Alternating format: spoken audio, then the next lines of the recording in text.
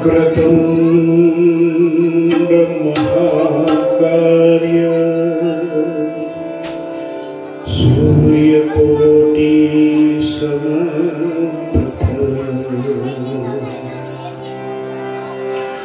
निर्विघ्नं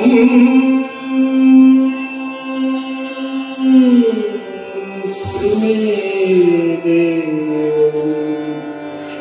सर्वकार्य सुसर्वदा गुरुर्ब्रह्मा गुरुर्विष्णु गुरुर्देवो महेश्वरः गुरुर्साक्षात् परब्रह्म तस्मै श्री गुरवे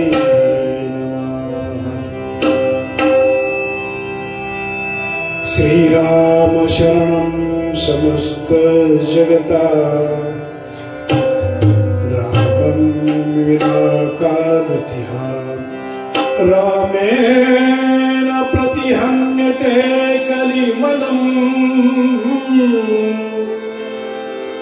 रामाय कार्य नमः रामाय कार्य नमः रामात्रस्यति कालभीमो भजन्तो रामस्य सर्वस्य रामे भक्ति अखण्डता भवतु मे रामं त्वमेवाश्रयः राम राजमणि सदा विजयते रामं रामेशं भजे रामेणाभिहता निशाचर चमुं रामाय तस्मै नमः रामाय तस्मै नमः रामाय तस्मै नमः रामस्ति परायणं रामस्य दासोऽम्यहं रामचित्तारय सदा भवतु मे भो राममामुद्धरम् हरि ओम सरस्वते नमः नमः व्यासाय नमः नमः वाल्मीके नमः राम रामाय नमः राम रामाय नमः राम रामाय नमः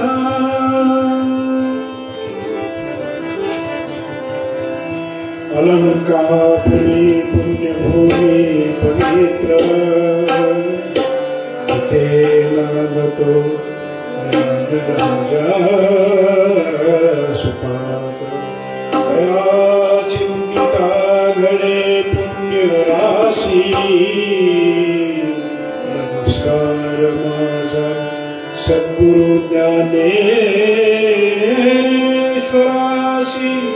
सद्गुरु ज्ञानेश्वरासी पुंडलिका वरदे हरि विठ्ठल श्री ज्ञानदेव तुकाराम पंढरीनाथ भगवान की जय।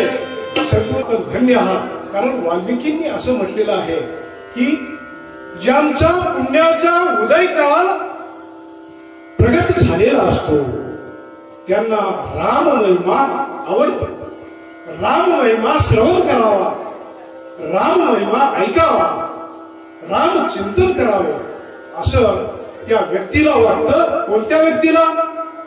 ज्याचा पुण्याचा उदय प्रगट होण्याची वेळ आलेली आहे त्यांना, बाकीच्यांना नाही.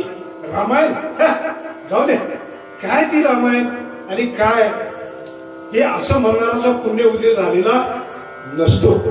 तेव्हा या रामकथेसाठी आपण रामरूप होणार आहात. आपण दशरथ, कौशल्या, सुमित्रा, कैकेयी या स्वरूपामध्ये तुम्ही चालणार आहात. तुम्हाला वाटेल की मीच राम आहे, मीच दशरथ आहे, मीच लक्ष्मण आहे, भरत आहे, शत्रुघ्न आहे, कैकेयी आहे, सर्व काही मीच आहे आणि हीच अयोध्या आहे. प्रभू रामचंद्र महाराज की जय. तर असं हे सुंदर असं महाकाव्य आपण अगदी थोडक्या शब्दामध्ये ऐकणार आहोत. हो, कारण या काव्यासाठी तिन्ही लोकांमध्ये वाद लागलेला होता. किती?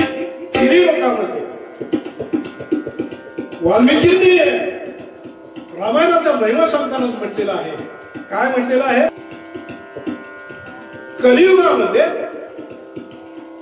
जर उद्धार करून घ्यायचा असेल तर रामायण श्रवण करणं आणि रामायण पठण करणं हे अत्यंत आवश्यक आहे. कलिकाले वर्तना रामायणस्य पाठः श्रवणंच रामायण महिमः. काय? जर उद्धार करून घ्यायचा असेल जीवाला तर त्यानं रामायण श्रवण करावं, रामायणाचं पठण करावं असं भगवान वाल्मिकींनी भक्तांना सांगून ठेवलेलं आहे. तर आपण राम राम राम राम राम राम राम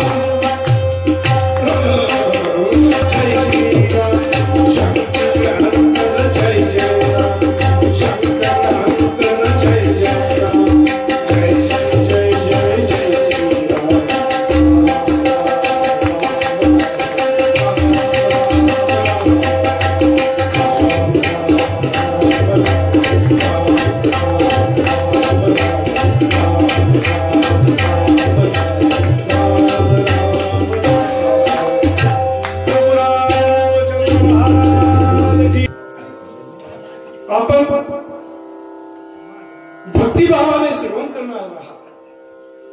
त्यापूर्वी आपल्याला काही मी कथेचे नियम सांगतो. मी सांगत नाही, भगवान महादेवांनी सांगितलेले आहे. बोली शिवमहापुराणामध्ये सांगितले कथेचे नियम काय आहे. तर कथेचे नियम असे आहेत. वास्तविक पाहता कथेला येताना उपोषण किंवा उपाशी पोटी यायला पाहिजे. त्या दिवशी उपवास पाहिजे. त्याप्रमाणे स्नान संध्या करून यायला पाहिजे. तसेच जेवढ्या दिवस कथा आहे तेवढ्या दिवस कोणाचीही निंदा करायची नाही. कोणाचीही करायची.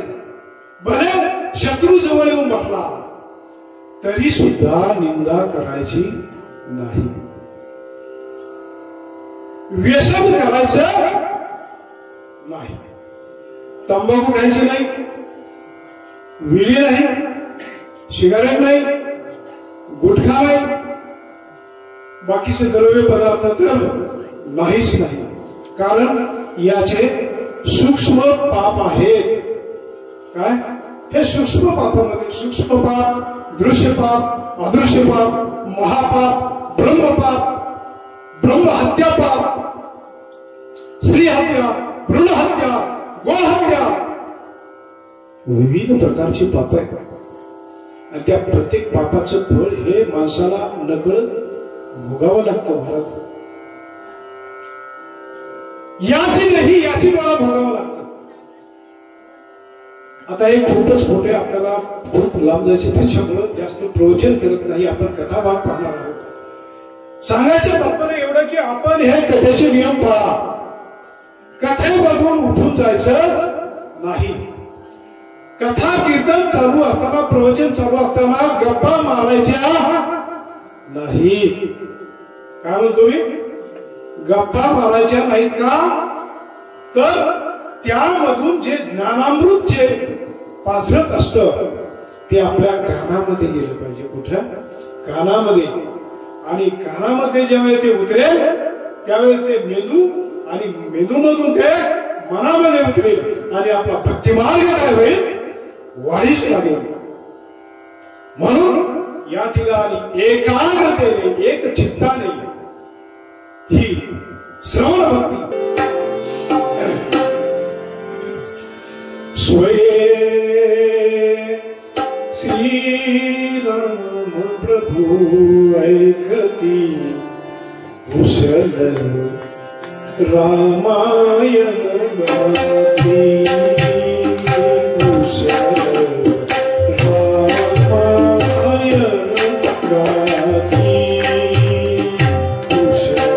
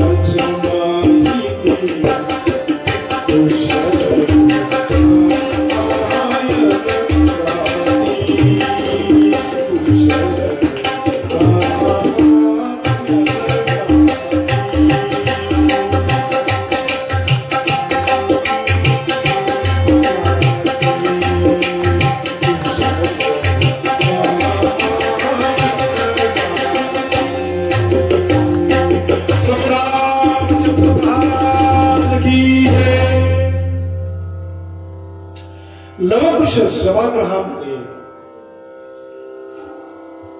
प्रभू रामचंद्रांचं चरित्र गात होते. तर वाल्मिकींनी जी कथा सांगितलेली आहे त्या कथेत लवकुशांना त्यांचा पिता कोण आहे माहिती नव्हतं. दुःखी करून आणि अत्यंत आर्द स्वरूपाची माता सीता वाल्मिकींच्या आश्रमामध्ये या दोन जीवांचं लव आणि कुशांचं काय केलं, संगोपन केलं. तो कथाभाग रामायणाच्या शेवटी म्हणून आपण फक्त लव आणि कुश या सभागृहामध्ये गीत गायन करत होते आणि अयोध्यावासियांचे मनोरंजन करत होते. प्रभू रामांचं चरित्र त्यांना ऐकवत होते. तत्पूर्वी आपण असं पाहू की प्रभू रामचंद्रांना मानव अवतारामध्ये जन्म का घ्यावा लागला.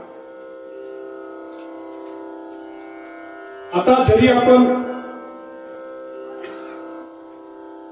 रामाला ऐकत असलो तरी मुख्य जे भाग आहेत ते आपल्याला माहिती पाहिजे. ते तुम्हाला कोणी सांगितले नाही, मला पक्क माहिती आहे. प्रभू रामचंद्रांना मानव अवतार का घ्यावा लागला. रावण आणि कुंभकर्ण कोण होते त्याची एक कमी वेळामध्ये शिवमहापुराणामध्ये कथा जी आहे ती मी आपल्याला सांगतो. तर ब्रह्मपुत्र महर्षी नारदांना त्यांच्या मनामध्ये एकदा असं आलं की आपण काय करावं, इंद्रिय जित व्हावं, कामावरती विजय मिळवावा, म्हणून तपश्चर्या करावी असं त्यांची भावना झाली. म्हणून ते हिमालयामध्ये गंगातीरी एक गुहा आहे, पवित्र असा आश्रम आहे, त्या आश्रमामध्ये ते गेले आणि तिथे प्राणापानाचा निरोध करून म्हणजे अगदी शास्त्रोक्त पद्धतीने ध्यानस्थ बसून त्यांनी काय केलं, तपश्चर्या चालू केलेली आहे. कितीतरी हजारो वर्षे गेल्यानंतर इंद्राला पंचायत पडली की अरे महामुनी नारद आता तपश्चर्याला बसलेले आहेत, त्यांचा हेतू तरी काय आहे नेमका, ते कशासाठी तपश्चर्या करत आहेत. ते एवढे ब्रह्मपुत्र आहेत, भगवान महादेवांचे लाडके आहेत, विष्णू भक्त आहेत, एवढ्या साऱ्या गोष्टी असूनही त्यांना तपश्चर्या करण्याची काय गरज पडली. कदाचित माझं जे इंद्रपद जे आहे ते बळकावून तर घेणार नाही ना असा संशय त्या इंद्राच्या मनामध्ये आला. म्हणून इंद्रानं काय केलं, कामदेवाला बोलायला पाठवलं आणि कामदेवाचं स्मरण केल्याबरोबर त्या ठिकाणी काम आणि रतीसह त्या ठिकाणी हजर झाले, तेव्हा इंद्र म्हणाला, हे काम, तू माझा परममित्र आहेस आणि सदैव माझं हित पाहणार आहेस. माझं अहित तू केव्हाही करत नाहीस आणि आतापर्यंत माझ्यावरची अनेक संकट काय केलेली आहेस, तू दूर केलेली आहेस. तेव्हा आता सुद्धा एक महान असं संकट येऊ पाहत आहे, तेव्हा तू काय कर, यामध्ये तू मला मदत कर. आता समान व्यसन समान शीलम, या पद्धतीनं समान बुद्धी समान मन, समान ज्यांची बुद्धी आहे असे व्यक्ती काय करतात, एकत्र येतात आणि ते एकत्र आले. कोण? इंद्र आणि कामदेव हे एकत्र आले आणि त्या ठिकाणी नारदांची तपश्चर्या भंग करावी म्हणून त्यांनी कपट कारस्थान करण्याचं ठरवलं आणि इंद्रांना सांगितलं की तू जा आणि गेल्यानंतर त्या ठिकाणी काय कर, नारदांना मोहित कर आणि त्यांची जी तपश्चर्या आहे काय कर, ती भंग कर. तात्काळ इंद्र वसंत, इंद्राबरोबर वसंत सुद्धा असतो. कोण? वसंत. वसंत म्हणजे कोण? वसंत हा इंद्राचा दैवता, इंद्राच्या जे दैवत आहे त्या दैवतापैकी एक वसंत सुद्धा आहे. तो म्हणजे ऋतू, म्हणजे ज्या ठिकाणी काम जातो त्या ठिकाणी वसंत ऋतू बहारून येतो. म्हणजे वृक्षांना फळं फुलं अगदी सुगंध निसर्गरम्य असं हिरवा गार प्रदेश होतो आणि मग त्या ठिकाणी प्रभू रामचंद्र महाराज की जय, त्या ठिकाणी रती प्रसन्न होते आणि रती काय करते मग त्या ठिकाणी, आणि रती आणि काम त्या ठिकाणी काम प्रदान करतात. म्हणून म्हणजे जो जीव आहे, मनुष्य म्हणत नाही, संपूर्ण जीव हा काम प्रदान होतो. म्हणजे प्रजोत्पत्तीसाठी तू तयार असतो. ही कामाची महत्वाचे काम आहे. तेव्हा असं असताना हा इंद्रानं पाठवल्यानंतर कामदेव, रती आणि वसंत सगळेजण त्या गुहेच्या भोवती गेले आणि त्या ठिकाणी त्या कामदेवानं आपली जी कला आहे ती कला रचायला सुरू केली. वसंत बहरला, हिमालय नटला, हिरवा गार झाला, इकडे तिकडे शोभिवंत अशी फुले फळे लहरली गेली आणि सुगंधी असा वायू त्या ठिकाणी सुटलेला आहे. परंतु त्या ठिकाणी नारदाच्या मनावरती काहीही परिणाम झाला नाही. पुढे हा काम फार प्रयत्न केले तरी नारदावरती काहीच परिणाम झाला नाही. म्हणून तो इंद्राकडे गेला आणि म्हणाला, इंद्रदेवा, या नारदानं इंद्रिय जे झालेलं आहे त्यांनी इंद्रियाला जिंकलेलं आहे आणि माझ्यावरती त्यांनी विजय मिळवलेला आहे, तेव्हा माझा त्याच्यावरती काही प्रभाव पडत नाही.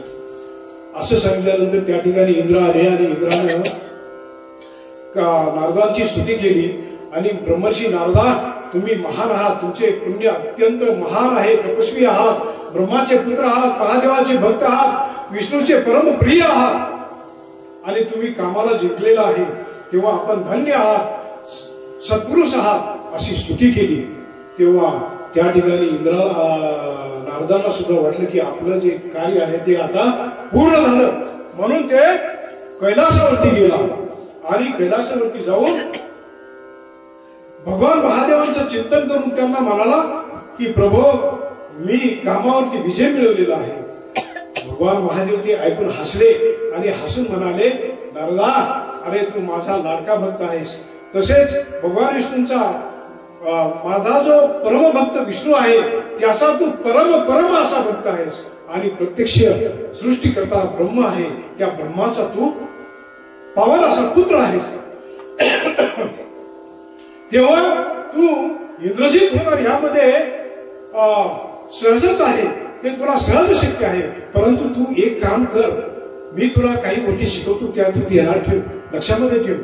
पण तुला जी ही सिद्धीची प्राप्त झालेली आहे, कामसिद्धी प्राप्त झाली, कामावरती विजय मिळवण्याची सिद्धीची प्राप्त झाली, ही तू आणखी कोणालाही सांगू नको, कारण सिद्धी ही कोणालाही सांगण्याची बाब नाहीये.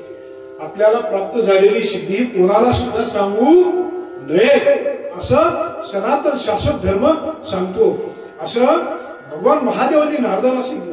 नारद हसले आणि म्हणाले, हो हो, महादेवा मी कोणालाही सांगणार नाही. आणि मग तिथून ते पुढे निघाल्यानंतर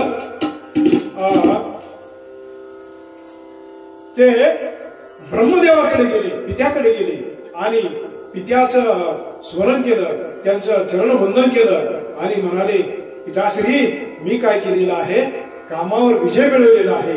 तेव्हा आणि ब्रह्मदेवानं सांगितलं की नारदा तू जरी कामावरती विजय मिळवलेला असला तरी महादेवांनी जी तुला शिकवून दिलेली आहे ती तू शिकवून पाळलेली नाहीस. तू हे गुप्त ठेव, हे कोणालाही सांगू नकोस. त्या ठिकाणी पुन्हा नारद ब्रह्मापाशी हसला आणि हसून म्हणाला ठीक आहे ठीक आहे मी काही कोणाला सांगणार नाही. कारण तो भ्रमित झालेला होता, महादेवाच्या मायेनं भ्रमित झालेला होता. का आणि कसा हे पुढे सांगतो. मग तो तिथून निघाला आणि तिथून निघून तो भगवान विष्णूकडे गेला. आता भगवान विष्णूंनी अंतर्ज्ञानानं त्यांना ओळखलं होतं की आता नारदांची स्वारी आपल्याकडे आलेली आहे आणि आपल्याला आता त्यांचा जो गर्व झालेला आहे, त्यांना मद चढलेला आहे, तो आता जिरवावाच लागेल. गर्वाची खोड मोडावीच लागेल असं त्यांच्या मनामध्ये आलं भगवान विष्णूंच्या. म्हणून ते म्हणजे उठले, सिंहासनावरून उठले आणि म्हणाले यावे यावे महर्षी, आज तुम्ही विष्णुलोकामध्ये पदार्पण केलेले आहे, मी धन्य झालेलो आहे. माझा परमप्रिय असा जो भक्त आहे तो आज मला भेटायला आला. का बरे आज कसे काय आले आणि कुणीकडे आले असं त्यांनी त्या ठिकाणी विचारलं. तेव्हा नारद हसले आणि म्हणाले की हे प्रिय गुरुदेवा, माझ्या हृदयस्थ विष्णुदेवा, मी कामविजयी झालेलो आहे, मी कामावरती विजय मिळवलेला आहे. भगवान विष्णू म्हणाले असं ठीक आहे, अरे तू महान असा तपस्वी आहेस, किती कल्प झाले, त्यामध्ये काही द्वैत नाही किंवा त्यामध्ये कुठल्याही प्रकारचा विकल्प नाही. मग तू काय कर, तू कामावरती विजय मिळवलेला ही गोष्ट मला सांगितलीस, अत्यंत चांगलं केलेलं आहेस. तेव्हा आता इथून पुढे तुमचं काय नियोजन आहे ते त्या पद्धतीने तुम्ही करा असं बोलून त्या ठिकाणी जे सिंहासनावरती विराजमान झाले भगवान विष्णूची त्यांनी पाद प्रक्षालन केले, चरण अमृत घेतले आणि भगवान विष्णूंनी त्यांना त्या ठिकाणी भक्ताचा काय केलेला आहे, त्या ठिकाणी सत्कार केलेला आहे, नारदांचा सत्कार केला. म्हणाले मी तुमचा नारदा तुझा मी काय करतो आता सत्कार करतो, तू कामावरती विजय मिळवलेला आहेस असं म्हणून त्याचं कौतुक केलं. आणि काही वेळानंतर त्या ठिकाणाहून नारदांची स्वारी निघाली. स्वारी निघाल्यानंतर भगवान विष्णूंना पंचायत पडली की याला आता मद आणि गर्वानं घेरलेला आहे, तेव्हा याचा गर्व हरण कसं करावं म्हणून त्यांनी तात्काळ एक माया रचली. अशी एक माया नगरी निर्माण केली, अत्यंत शोभा संपन्न अशी माया नगरी होती. त्या नगरीमध्ये सुवर्णाचे शिखर होते, घरावरती सोन्याचे शिखर होते, दारे खिडक्या अशा दिव्य हिऱ्या रत्नांनी जळवलेले होते, रस्ते काटकोनामध्ये होते, सरळ होते. असे विविध प्रकारच्या वस्तू तिथे दुकानामध्ये.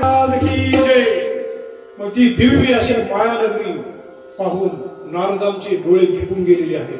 डोळे दिपल्यामुळं तो म्हणाला अशी दिव्य नगरी मी त्रिभुवनात पाहिलेली नाही, कोणतीही अशी नगरी आहे.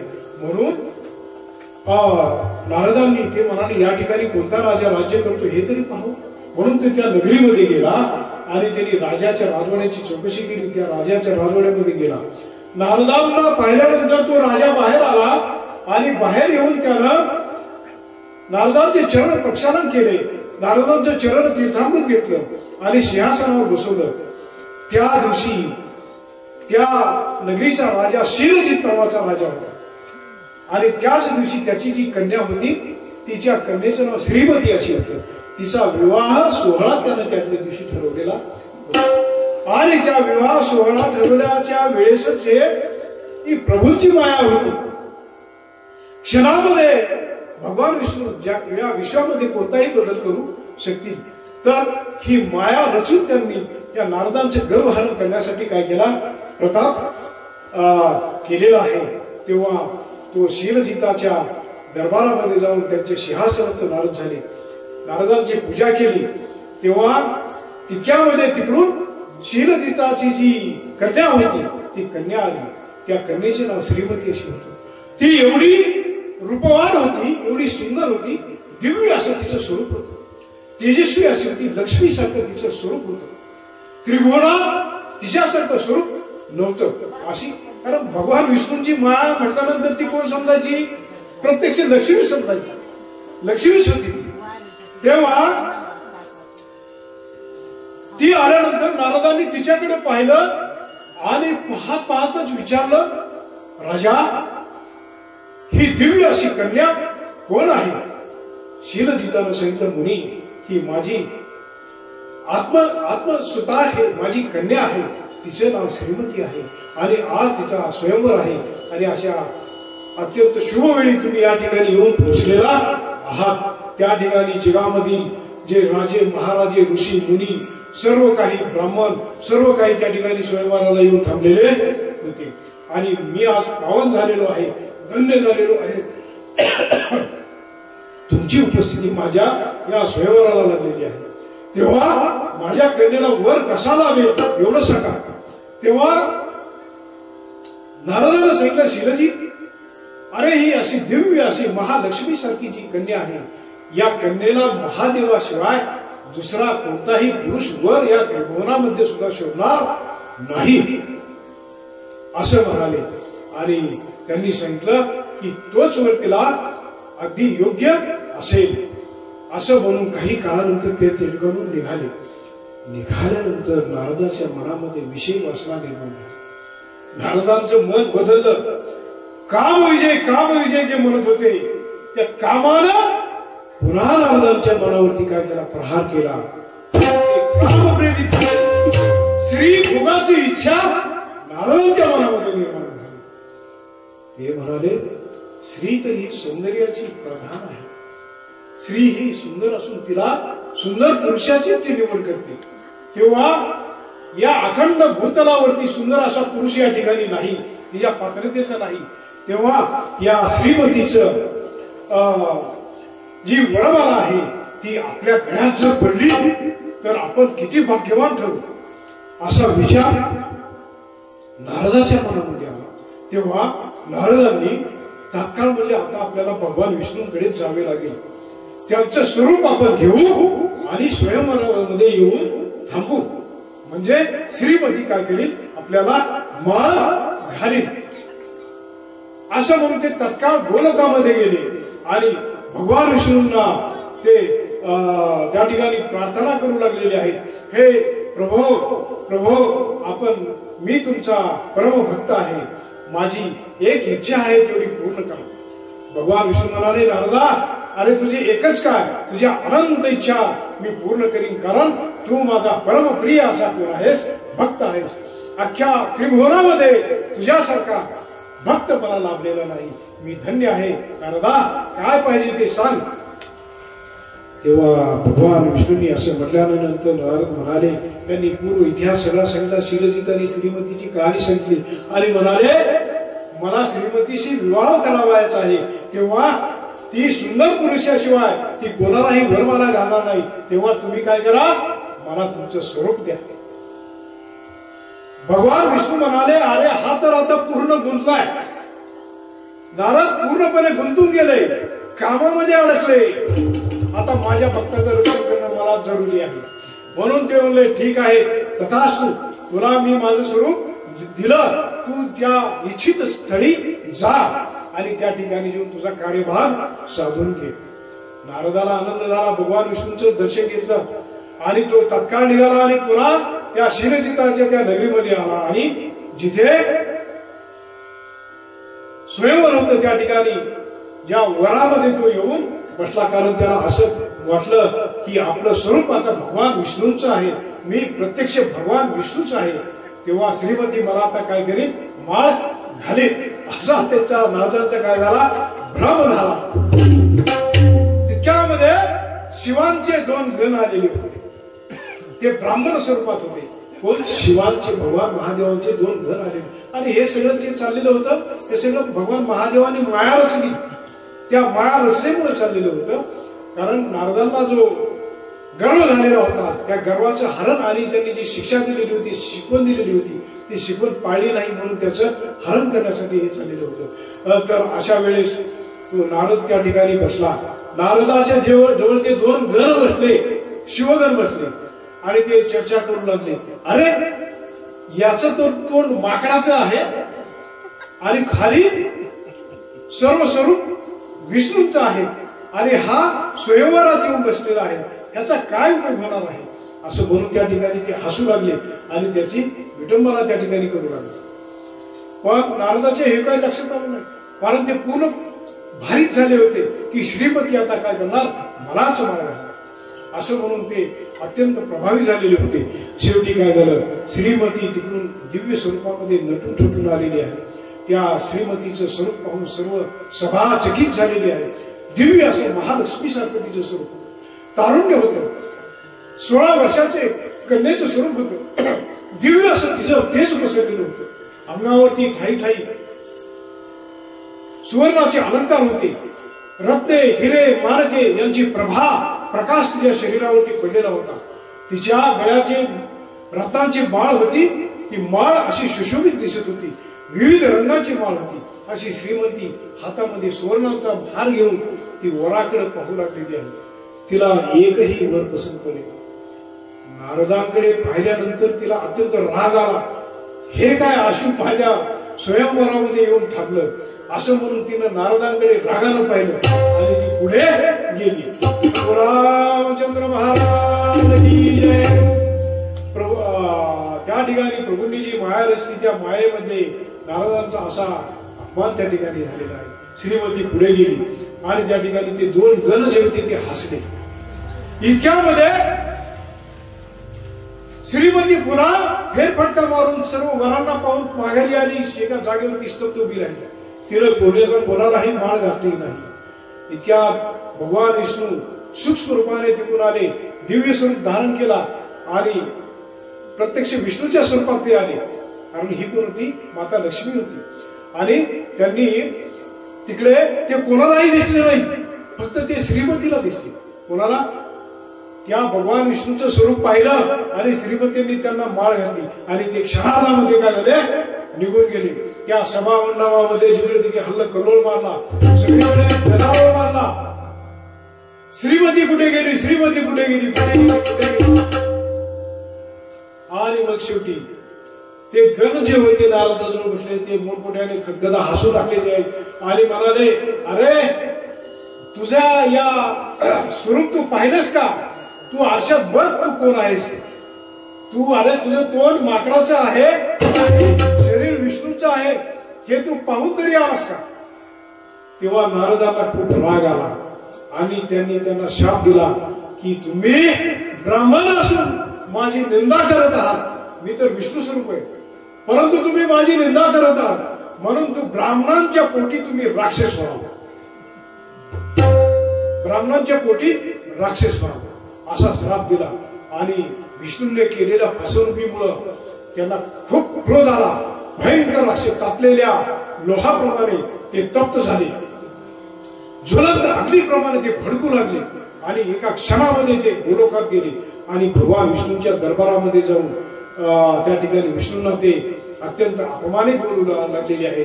तर कथाभाग आणखी खूप मोठा आहे. हा शिवमहापुराणातला आहे. आपल्याला रामायणाला अजून सुरुवात करायची तर थोडक्यामध्ये आवडतो. तर त्या ठिकाणी भगवान विष्णूची त्यांनी निंदा केली आणि भगवान विष्णू नारदाने शाप दिला. काय की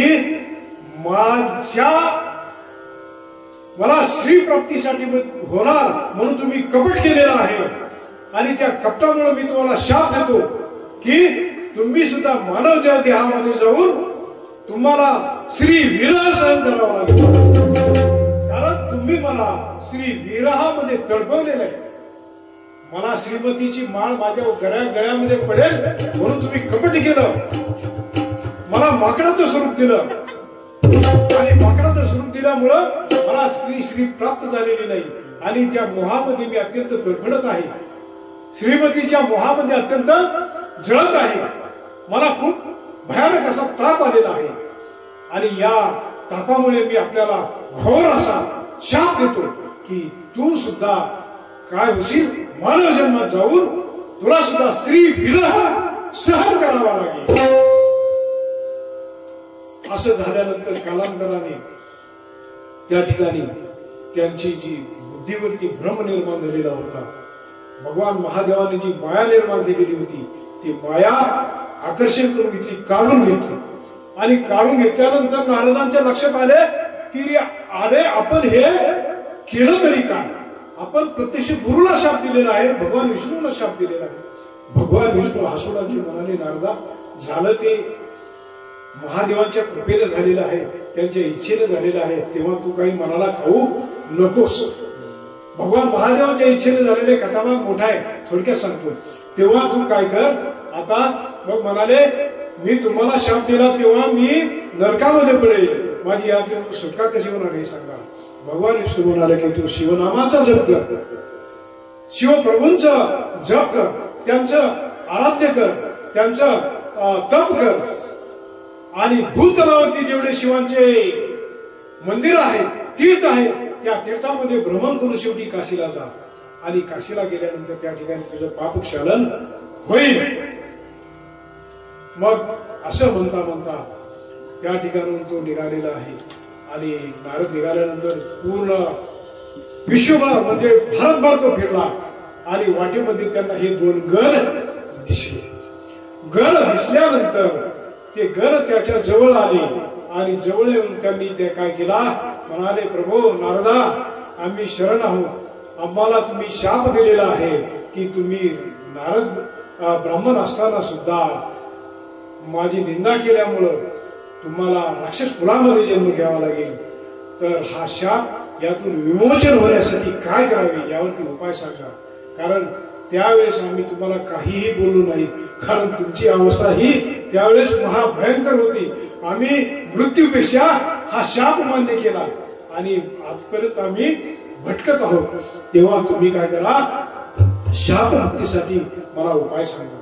तेव्हा त्यांनी नारदांनी त्यांना शाप दिला की ज्यावेळेस भगवान विष्णू रामावतारामध्ये येतील त्यावेळेस तुम्ही 20व्याच्या पोटी रावण आणि कुंभकर्ण व्हाल, रावण आणि कुंभकर्ण व्हाल. आणि पुढे त्रिभुवनाचं राज्य भोगून विष्णूंच्या हात तुमची काय होईल, मुक्ती होईल. आणि तुम्ही पूर्वपदाला भगवान शिवांच्या सेवेला जा.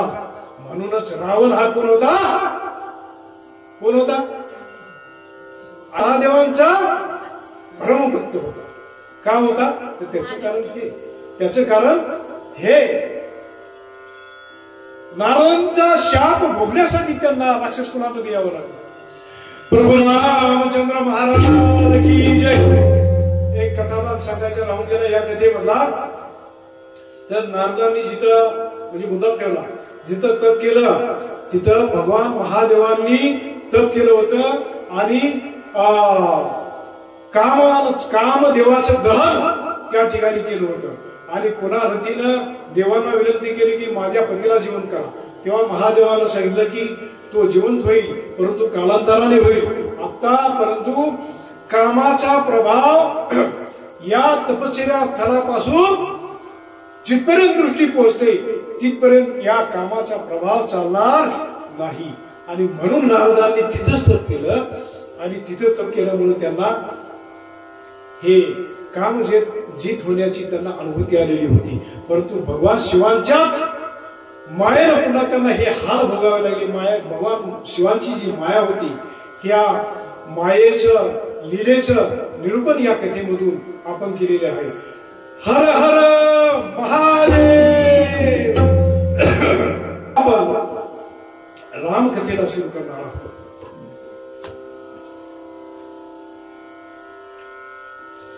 लवकुश त्या अयोध्या नगरीचं वर्णन करत आहे.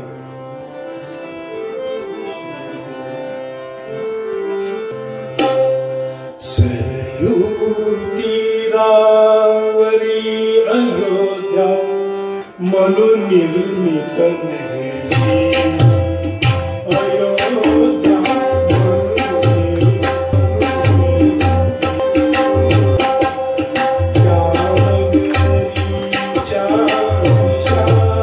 Okay.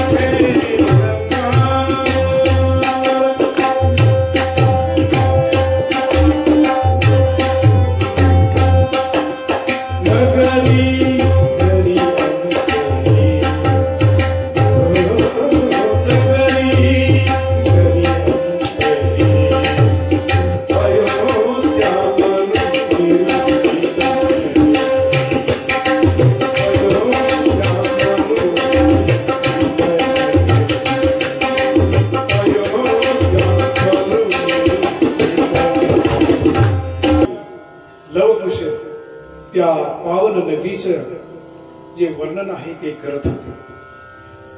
त्याने सुरुवातीला वाल्मिकींची कथा सांगितलेली आहे. वाल्मिकी कोण होता? त्या परम प्रतापी महामुनी वाल्मिक ऋषी कोण होते? एक ब्राह्मणाचा मुलगा होता. अत्यंत साधा भोळा असा ब्राह्मणाचा मुलगा होता. तो किरातांच्या नादी लागला, संगतीला लागला. किरात म्हणजे भिल्ल. या भिल्लांच्या नादी संगतीला लागला आणि वाटमाऱ्या करू लागला. दिसेल त्याची हत्या करणं आणि ती हत्या करून त्याच्याकडे असलेलं जे धन आहे, दौलत आहे, संपत्ती आहे ते लुटून गेलं. असे कितीतरी वर्ष त्यानं ही हत्या केली. आणि हत्या करताना त्यानं स्त्री पाहिली नाही, पुरुष पाहिला नाही, महिला पाहिली नाही, ब्राह्मण पाहिला नाही, ऋषी पाहिला नाही. केवळ हत्या आणि त्याच्याकडून धन लुटून गेलं. एवढा त्याचा धंदा चालू होता. तुम्हाला सगळ्यांना माहित आहे की वाल्यानं एवढी हत्या केली, 7 राज्य खाड्यांनी भरली. कारण त्याचा एक नियम होता. हत्या केली, एक खडा उचलायचा, त्या रांजणामध्ये टाकायचा. अशा प्रकारे त्यांनी 7 रांजण भरले. किती खड्यांनी 7 रांजण भरले म्हणजे पहा किती महापाप केलेलं होतं. असा हा महापापी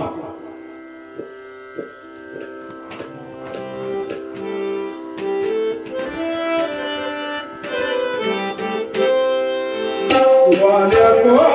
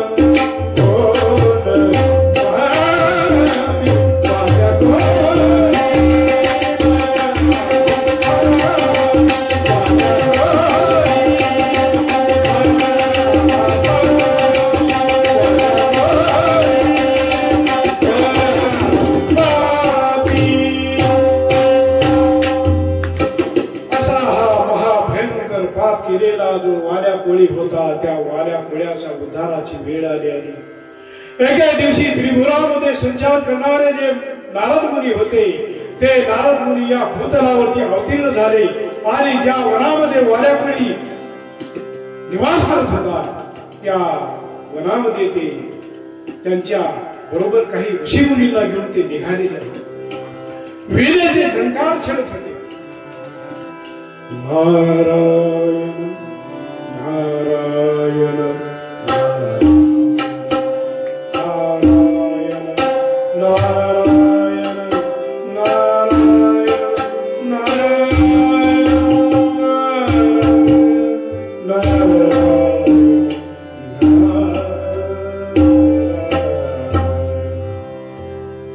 अशा नारायणाच्या जप सामर्थ्यामध्ये ते वीणेच्या झंकारामध्ये मधुर असे ते स्वर, वीणेचे गोड अमृताप्रमाणे असणारे जे स्वर त्याच्या कानामध्ये झिरत होते. आणि त्या कल्लीन अशा अवस्थेमध्ये नारद ऋषीमुनीसह वनामधून चालले. इतक्या ते कठोर अशी गर्जना आली. नारदांची समाधी भंग पावली. समाधी म्हणजे ती थोडी समाधी नाम समाधीमध्ये होते. नाम समाधी केव्हाही चालू असते. जागृती स्वप्नी सुषुप्ती कधी पण नाम समाधी सुरू असते. आणि अख्ख्या परमार्थामध्ये फक्त नाम घ्या, बाकी काही करण्याची गरज. तेव्हा की नाम समाधी उतरली. वाऱ्याचा जो कर्कश आवाज होता त्या आवाजानं नारद जागेवर आले आणि समोर पाहिलं तर एक महादिप्पाळ असा विद्रुप राक्षस, हातामध्ये पशु पुराण आहे आणि ती रक्ताने माखलेली आहे. नारद जागी स्तब्ध झाले आणि ते सर्व ऋषीमुनी सुद्धा नारदांच्या मागे लपले. वाड्या म्हणाला, भटा तुझ्याकडे जे असेल ते देऊन टाक, नाही तर ही पुराण पहा, याने तुमच्या खांडोळ्या करेल. नारद हसले आणि त्यांनी आपल्या वेणेवरती बोट छेडली. त्या वेणेचे मधुर झंकार उमटले. त्या झंकाराच्या ध्वनीनं तो परिसर पावन झाला, मंगल झाला. वाड्याचा जो क्रोध होता हा वाढला आणि म्हणाला, अरे मी काय सांगतो ते कळलं नाही, ते देऊन टाक, अन्यथा ही पुराण उगाल्याबरोबर नारदांनी हात वर केला, म्हणे थांब. नारदांचा आवाज त्याच्यापेक्षा मोठा झाला. वाल्याने नारदांच्या डोळ्यामध्ये पाहिलं, आयुष्यामध्ये मला कोणीही असा न घाबरलेला माणूस मी पाहिला नाही आणि आज हे दिव्य मी समोर काय पाहतो आहे असं त्याला वाटलं. म्हणून नारदांच्या डोळ्यातला जो भाव होता त्या भावाकडे पाहून वाऱ्या पराजित झाला, त्याची कुऱ्हाड खाली आली. नंतर वाल्या मंद स्वरामध्ये त्यांना म्हणाला, नारदांना म्हणाला, मला आजपर्यंत असं निडर असं कुणी भेटलं नाही. तरी सुद्धा नारद म्हणाले, वाल्या ऐक, मी काय सांगतो ते श्रवण कर. अरे तू इतके महान घोर असे पाप केलेले आहेस, या पापामध्ये तुझे पत्नी पोरं सगळे वाटेकरी होतील का? तू मेल्यानंतर यम तुझे हाल करतील, तुझे अंग चिरतील, तुझी विष्ठा तुला खायला लावतील, तलवारीच्या पात्यावर चालवतील, अग्नीमधून तुला उडत देतील. त्यावेळेस तुला हे तुझे घरचे सोडवायला येतील का? वाल्याचे डोळे उघडले. वाल्याला हे नवीन शब्द होते, हे ज्ञान त्याला माहित नव्हतं. तो नारदांकडे डोळे फाडून पाहू लागलेला आहे. तेव्हा नारद पुन्हा म्हणाले, हीच वेळ आहे याला आता सावध करण्याची. जा घरी जा आणि तुझ्या पत्नींना आणि पोरांना विचार की मी जे एवढे वध करून संपत्ती जमवली, या संपत्तीमध्ये तुम्ही सर्वजण वाटेकरी आहात, परंतु माझ्या पापामध्ये तुम्ही वाटेकरी होणार आहात का? हे पहा, आपण 7 रंजन खड्यांनी भरले, इतके वध मी केले, एवढं पाप माझ्या डोक्यावर झालेलं आहे, व्हाल का असं विचारून ये. वाल्याने आता मान डोलवली आणि तो म्हणाला, खरेच आहे. वाल्या काहीही बोलला नाही, त्याला कुऱ्हाड तिथंच टाकली आणि तो धावत परत घरी निघाला, त्या गुहेकडे गेला. वाल्या पळता पळता त्याला धाप लागलेली आहे. तो धापा टाकत घरी गेला. त्याच्या बायकोनं पाहिलं, आज हे रिकामे झाले आहेत, हातात कुऱ्हाडही नाही, काय प्रकार तरी काय आहे. ती अवाक होऊन वाड्याकडे नवऱ्याकडे पाहू लागलेली आहे. वाड्या आला, धापा टाकत आला आणि खाली बसला. ती म्हणाली, अहो का हो, आज असं तुम्हाला कोण भेटलं की तुम्ही पराजय झालेला आहात? पुराण कुठे गेली पुराण? थांब थांब सांगतो. मी जे विचारतो ना त्याच्या आधी मला उत्तर दे, मला ते सांग. आता बाई म्हणली, आता काय विचारणार आहे आणि काय सांगू म्हणाली. बर म्हणजे विचारा, मला काय विचारायचे म्हणाले. हा वाड्या म्हणाला, हे बघ, एवढं मोठं मी पाप केलंय, त्याच्यावरती तुम्ही आयुष्यभर जगला, एवढी धन दौलत संपत्ती जमवली आणि मी मात्र पाप कमावलं. त्या पापाचा वाटेकरी, पापाचा धनी मी आहे परंतु संपत्तीचा जसा तुम्ही उपभोग घेतला तसा या पापाचा सुद्धा वाटा तुम्ही उचलून घ्याल का? बायको विचार करायला लागली. विचार केला केला केला आणि म्हणाली, हे बघा, आम्हाला जगवणं तुमचं कर्तव्य आहे, तुमचं काम आहे आम्हाला खाऊ पिऊ घालणं. आम्ही का तुमच्या पापात वाटेकरी व्हावं? तुमचं तुम्ही फेडा, तुमचं तुम्ही भोगा. असं म्हटल्यानंतर वाल्यानं तिच्याकडे पाहिलं तेव्हा ती म्हणाली, तुमचं तुम्ही बघा, तुमचं तुम्ही पहा. वाल्यानं विचार केला, नारदांनी सांगितलेलं काय खोटं. शेवटी पोरांना म्हणला, अरे इकडे या. पोरं धावत पळत आले आणि त्यांना सुद्धा विचारलं, अरे बाबा तुम्ही माझ्या पापामध्ये वाटेकरी व्हा. बारकडं आपलं मागच्या मागच निघून गेलं, तिने ऐकलं सुद्धा नाही. मोठ्याने आईकडे पाहिलं, आईने डोळे विसरवले. तो म्हणाला, बाबा ती आम्ही कसं काय घ्यावं तुमचे पाप? तुमचं तुम्ही बघा. झालं. वाल्याचे डोळे खाडकन उघडले आणि वाल्या तिथून माघारी निघाला. वाल्याचा जीव घामाघूम झालेला होता. त्याचं या पापानं मन घायाळ झालेलं होतं. तो मंद मंद पावलं टाकत नारदाकडे आला. त्याचं हृदय भरून आलेला पाहताच धावत पळत आला आणि म्हणाला, मुले मला वाचवा, माझा उद्धार करा, माझा उद्धार करा.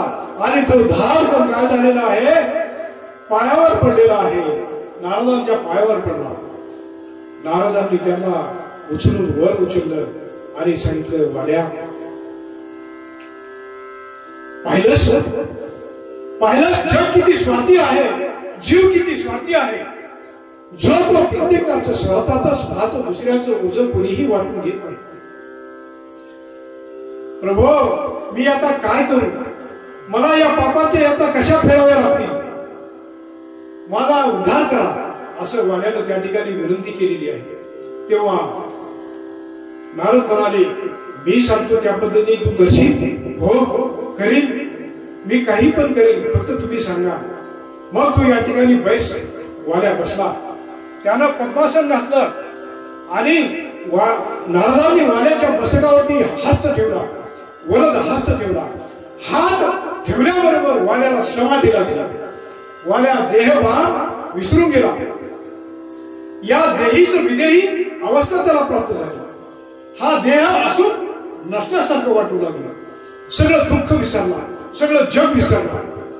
आणि नारदाने सांगितलं, वाल्या मग राम राम राम राम. वाल्याला राम म्हणता येईल. तो म्हणू लागला, मरा मरा मरा. कारण आयुष्यभर मारलेलं असं कधी कोणाला सुट्टीच नाही. परंतु राम मरा मरा मरा मरा मरा मरा मरा म्हणता म्हणता तो राम राम म्हणू लागला. त्याची भाव स्थिती निर्माण झाली. तो भाव स्थितीमध्ये गेला. जग विश्व विसरला आणि त्या जागेवर ध्यानस्थ बसला.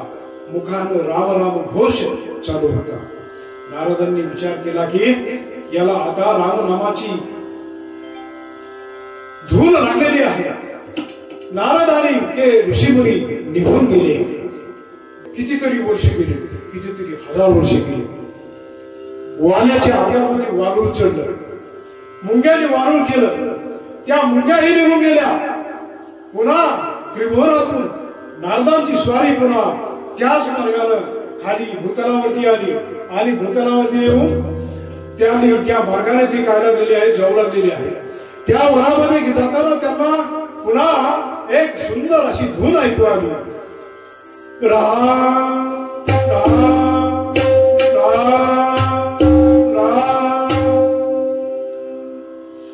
राम